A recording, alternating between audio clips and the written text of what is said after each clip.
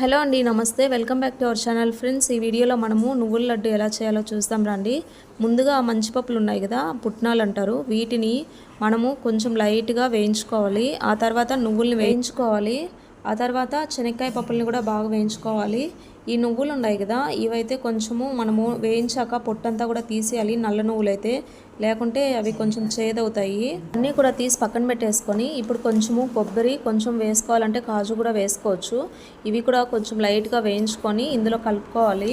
ఇవన్నీ కూడా కొంచెం చల్లారాక మిక్సీ అయినా పట్టుకోవచ్చు, లేకుంటే మనము దంచుకున్నా కానీ చాలా బాగుంటుంది. ఎక్కువ మెత్తగా లేకుండా కొంచెం బరగ్గా దంచుకోవాలి. మిక్సీ అయినా కానీ అలానే కొంచెం బరగ్గానే పట్టుకోవాలి. ఇప్పుడు ఇందులో ముఖ్యంగా వేయాల్సిందంతా కూడా బెల్లము. మనము టేస్ట్కి తగ్గ బెల్లం అయితే వేసుకోవచ్చు. ఇప్పుడు ఈ బెల్లం అయితే ఎక్కువ స్వీట్ లేకుండా ఎక్కువ చప్పగా లేకుండా బెల్లం అనేది చూసుకొని వేయండి. ఇదంతా కూడా బెల్లము, ఈ పొడి అంతా కూడా కలిపేసుకొని తర్వాత దీంట్లో మనము కొంచెం వేడి నీళ్ళు వేసుకొని లడ్డూలాగా మనము చేసుకోవాలి. ఎక్కువ నీళ్ళుగాని పోసామనుకో చాలా లూజ్ అయిపోతుంది. దానివల్ల కొంచెం కొంచెం చూసుకుంటూ నీళ్ళు, వేడి నీళ్ళు అయితే వేసుకొని తర్వాత దీన్నైతే మనము ముద్దగా వస్తుంది. పిండంతా కూడా కొంచెం ముద్దగా వచ్చినప్పుడు లడ్డూలాగా చేసి పెట్టుకోవాలి.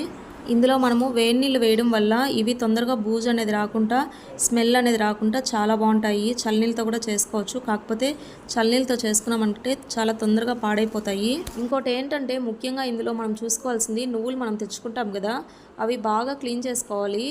లేకుంటే వాటిలో ఏదైనా ఇసుగు కానీ కొంచెం రాళ్ళు కానీ అలా ఉండిందనుకో మొత్తం లడ్డూలు మొత్తం అంతా పాడైపోతాయి. ఓకే ఫ్రెండ్స్, మీరు కూడా ఈ రెసిపీ ట్రై చేయండి. నువ్వులతో మనము ఏం తిన్నా కానీ చాలా మంచిది హెల్త్కి.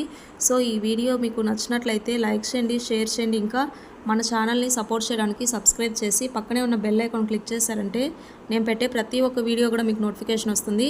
సో ఒక మంచి వీడియోతో మళ్ళీ కలుస్తాం. అప్పటి వరకు థ్యాంక్ యూ.